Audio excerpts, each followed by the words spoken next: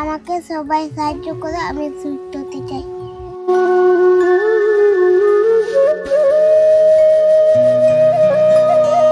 এই ছোট্ট আদিবাসী পরিবারের ক্ষেত্রে 10 লক্ষ টাকা কতটা বড় অ্যামাউন্ট আপনারা সবাই জানেন। নাতিটা যেমন সুস্থ হয়, সাহায্য একটু দিবেন তোমরা।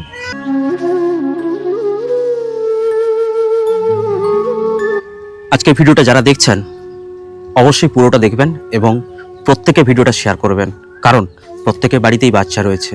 সেরকম একটা বাচ্চার কাছে আমি এসেছি একটা ছোট্ট আদিবাসী গ্রামে। গ্রামটির নাম বীরসিংপুর, ডেবরা থেকে জাস্ট 10 কিলোমিটার দূরে, পশ্চিম মেদিনীপুর।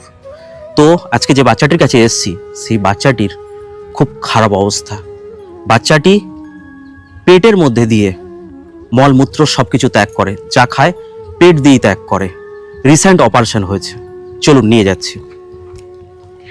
এই হচ্ছে সেই বাচ্চা। বাচ্চাটির ঠাকুমা রয়েছেন, বাবা রয়েছেন, মা রয়েছেন। আচ্ছা দিদি, আপনি কে হন? ঠাকুমা হয়ে। আচ্ছা, বাচ্চাটির কি হয়েছে? বাচ্চাটির পেটের মধ্যে প্রবলেম হয়, আচ্ছা টিবি, অ্যাপেন্ডিক্স, আচ্ছা এবং বাচ্চাটিকে ডেবরাতে নিয়ে যাওয়া হয়। ডেবরা থেকে মেদিনীপুর ট্রান্সফার হয় মেদিনীপুরে। তো মেদিনীপুরে পেটের অপারেশন হয়। আচ্ছা, ওখানে অপারেশন হওয়ার পর বাচ্চাটাকে সে পিজি কলকাতাতে নিয়ে যাওয়া হয়। রেফার করে? হ্যাঁ, আচ্ছা ওখানে নিয়ে যাওয়ার পর ওখানে ওই যে সাইডে যে লাল কাটা দাগটা আছে, আচ্ছা। তো তার পেচ্ছাপ পায়খানা ওটা দিয়ে পাস হয়।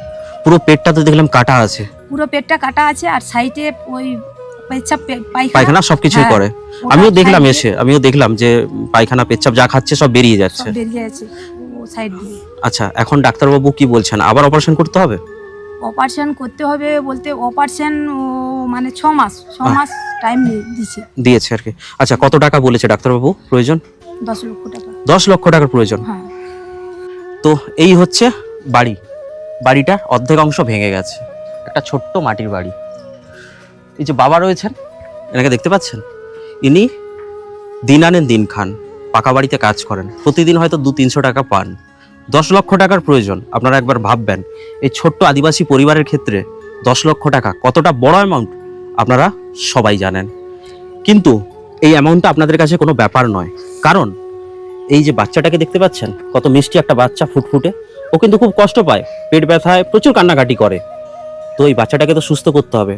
পারবেন একমাত্র আপনারাই, এবং আপনারাই পারবেন এই যে বাবা এবং মায়ের কোলে, এই ঠাকুমার কোলে এই বাচ্চাটাকে ফিরিয়ে দিতে।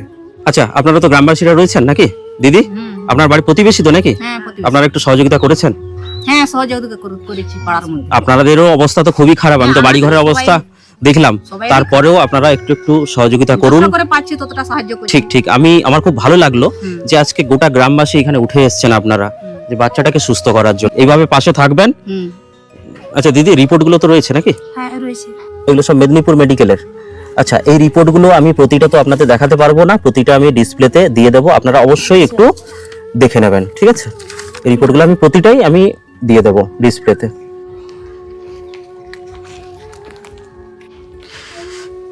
আমার যতটুকু সামর্থ্য আমি ওই মায়ের হাতে এটা দিলাম। দিদি, আমার যতটুকু সামর্থ্য আমি দিলাম।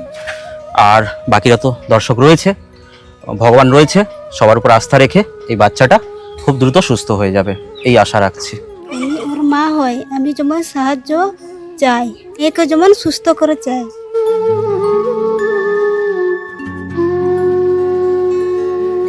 তো এই বাচ্চাটার অবস্থা আপনারা দেখলেন, পরিবারটাও আপনাদের দেখালাম, বাবা মার অবস্থা, বাড়িঘরের অবস্থা। একটা ছোট্ট গরিব পরিবার, যে পরিবারের একমাত্র মেয়ে, এই মেয়েটা আজকে এতটা অসুস্থ। 10 লক্ষ টাকার প্রয়োজন। আপনারা সবাই হাত জোড়ো করে আমি রিকোয়েস্ট করছি, আমার যত দর্শক রয়েছেন সবাই ভিডিওটা শেয়ার করবেন, কারণ আপনাদের একটা শেয়ারে এই বাচ্চাটা সুস্থ হয়ে বাবা মার কোলে ফিরে আসতে পারে। তাই আপনাদের বাড়ির ছেলে মেয়ে মনে করে, একটা লজেন্স দিচ্ছেন মনে করে কেউ সহযোগিতা করুন, তা যদি না পারেন শেয়ার করুন।